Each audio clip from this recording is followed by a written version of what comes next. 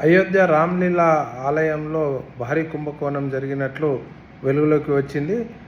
ప్రత్యేక special investigation team రంగంలోకి దిగేసి ఇప్పటికే 25 మంది పైన దర్యాప్తు మొదలుపెట్టినట్టు తెలుస్తూ ఉన్నది.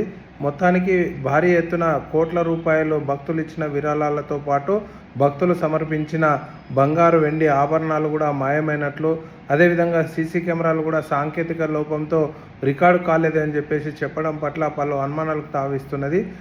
150 ప్రశ్నలకు సంబంధించిన అంశాలను ఏదైతే స్పెషల్ ఇన్వెస్టిగేషన్ టీము లేవనెత్తేసి దర్యాప్తు చేస్తూ ఉన్నది. మొత్తానికి భారీ ఎత్తున భక్తులు వజ్రాల హారాన్ని సమర్పించారు, అది కూడా మాయమైంది.